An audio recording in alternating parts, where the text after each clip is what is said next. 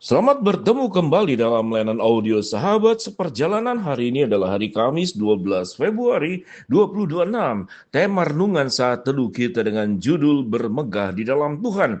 Firman Tuhan terambil dalam Yeremia 9 ayat 23 sampai 24. Beginilah firman Tuhan, janganlah orang bijaksana bermegah karena kebijaksanaannya, janganlah orang kuat bermegah karena kekuatannya, janganlah orang kaya bermegah karena kekayaannya, tetapi siapa yang mau bermegah, baiklah bermegah karena yang berikut, bahwa ia memahami dan mengenal aku, bahwa akulah Tuhan yang menunjukkan kasih setia, keadilan dan kebenaran di bumi. Sungguh semuanya ini kusukai, demikianlah firman Tuhan. Mari kita berdoa.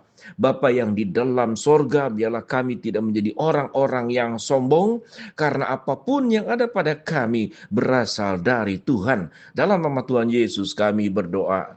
Amin. Shalom sahabat seperjalanan yang dikasihi Tuhan, bermegah di dalam Tuhan.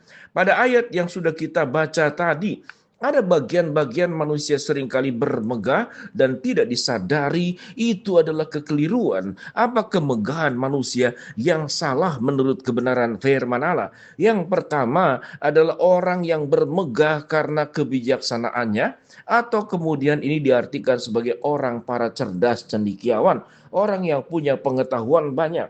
Saya pernah melihat seorang yang kemudian memiliki gelar, dan gelar itu sampai ada 9 atau sampai 11. Saya tidak tahu itu dari mana yang didapatnya, tapi itu memang orang yang sangat cerdas. Bagaimana orang yang bisa berpendidikan melewati kemudian masa kuliah, orang lain mungkin harus menyelesaikan 4 tahun, 5 tahun, dia bisa kemudian menyelesaikan dengan sangat cepat. Ada orang yang masih belasan tahun, 12, 13, 14 tahun kalau tidak salah, dia bisa menyelesaikan kuliah di dalam usia yang sangat muda. Kecerdasan itu seringkali menjadi sebuah anugerah yang disyukuri, tapi juga bisa berpotensi menjadi alasan untuk menjadi sombong karena kita punya kelebihan di dalam hal kecerdasan dan kebijaksanaannya. Firman Tuhan berkata, janganlah orang kuat bermegah karena kekuatannya. Kalau kita berbicara tentang orang bermegah kekuatan karena kekuatannya, pernah saya bertemu dengan seseorang yang kemudian menggantung fotonya itu dengan seorang tokoh panglima. Jadi orang besar. Ada juga yang kemudian berjabat tangan dengan presiden, dia pang-pang sedemikian besar di tempat katakanlah kantornya. Lalu itu menjadi sebuah kebanggaan. Dan kita melihat seringkali orang-orang yang punya hubungan yang dekat dengan kekuatan, dan seringkali kalau tidak hati-hati, dia akan memakai kekuatannya untuk kepentingan-kepentingan pribadinya, hanya untuk kepentingan keluarganya, hanya untuk kepentingan kelompoknya. Dan terkadang kekuatan itu, kalau kemudian jatuh di dalam dosa memakai kekuatan itu untuk menekan. Seringkali kemudian pengadilan dan hukum bisa dibeli dengan kekuatan dan ditekan, sehingga seringkali disebut hukum itu menjadi tajam ke bawah dan tumpul ke atas. Artinya, hukum itu bisa terkena kepada mereka-mereka yang lemah, mereka-mereka yang tidak berdaya. Tetapi mereka yang punya kekuatan itu tidak tersentuh hukum, masih bebas berkeliaran di sana-sini. Untuk hal yang dijelaskan ini, tentu semua orang tahu itulah kecenderungan manusia dari zaman ke zaman, dari abad ke abad. Yang berikut dikatakanlah, janganlah orang bermegah karena kekayaannya. Kekayaan itu juga menjadi berpotensi seseorang bisa menjadi sombong, tidak lagi memikirkan saudara, dia sudah lupa kepada kampung halamannya, dia sudah lupa kepada guru yang mengajarnya, bahkan dia tidak menghormati orang tuanya, bahkan dia lupa kepada sanak famili keluarganya yang dulu di masa kecil sering bermain bersama, lalu dianggap mereka bukan siapa-siapa. Kekayaan, kecerdasan, kekuatan berpotensi membuat kita jatuh di dalam dosa kalau kita tidak hati-hati dan baik-baik menjaga diri. Sementara firman Tuhan berkata, bolehkah kita bermegah? Bermegahlah di dalam Tuhan. Ayat 24 dikatakan, tetapi siapa yang mau bermegah, baiklah ia bermegah karena hal yang berikut, bahwa ia memahami dan mengenal aku, bahwa akulah Tuhan yang menunjukkan kasih setia, keadilan dan kebenaran di bumi. Sungguh semuanya itu kusukai, demikianlah firman Tuhan. orang yang dekat dengan Tuhan.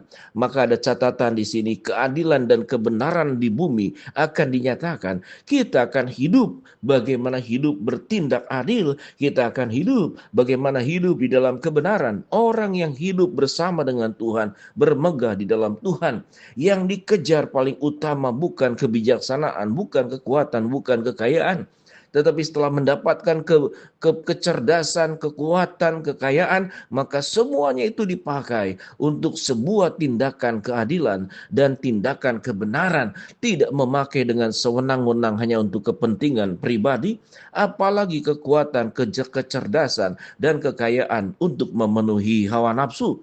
Kalau kita boleh belajar menjadi pribadi yang rendah hati di hadapan Allah, dan kemudian mengetahui, menyadari sesadar-sadarnya apapun yang kita punya semuanya berasal dari Allah, dan tidak ada hal yang harus kita sombongkan dan kita megahkan, karena semuanya berasal dari Allah. Kalau Allah mau mengambil semuanya, apapun kekuatan yang kita punya, baik itu hikmat, bijaksana, kecerdasan, kekuatan, kekayaan, diambil oleh Tuhan, seperti Ayub yang diizinkan oleh Allah. Seluruhnya diambil, kita tidak berdaya sama sekali. Allah yang mengizinkan kita mendapatkan berkat. Allah juga yang bisa mengambilnya kalau kita tidak berjalan bersama dengan Tuhan. Kesombongan menjadi sesuatu yang sangat riskan dan bisa terjadi kepada siapapun tatkala kita cerdas, tatkala kita kuat, tatkala kita kaya. Itu sangat menggoda, membuat kita jatuh ke dalam dosa kesombongan. Biarlah kita boleh mengenal Allah dan mengenal tentang kebahagiaan yang sesungguhnya, bahwa kita bisa berjalan dan taat kepada Tuhan, mengikuti apa yang diperintahkan oleh Allah.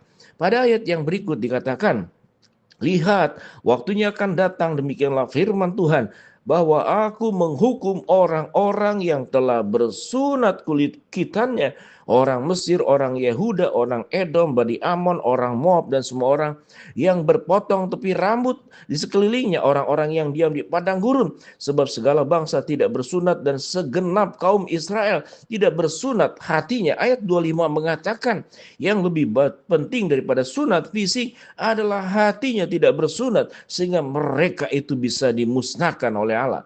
Sahabat perjalanan yang dikasihi Tuhan, janganlah kita menjadi binasa karena kita sendiri yang kemudian memancing kemarahan dan hukuman Allah dengan kita hidup tidak bermegah di dalam Tuhan, tapi bermegah di dalam kecerdasan, bermegah di dalam kekuatan, bermegah di dalam kekayaan, lalu Tuhan geser dalam kehidupan kita.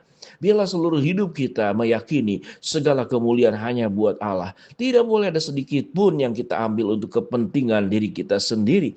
Karena kita memang bukan siapa-siapa dan kita bukan apa-apa. Kita terlahir, tercipta dari tanah seperti Adam dan Hawa. Dari ketiadaan menjadi ada karena anugerah dan kebaikan dan kasih setia Allah, yang memungkinkan kita hidup bisa mendapatkan banyak hal dalam hidup ini.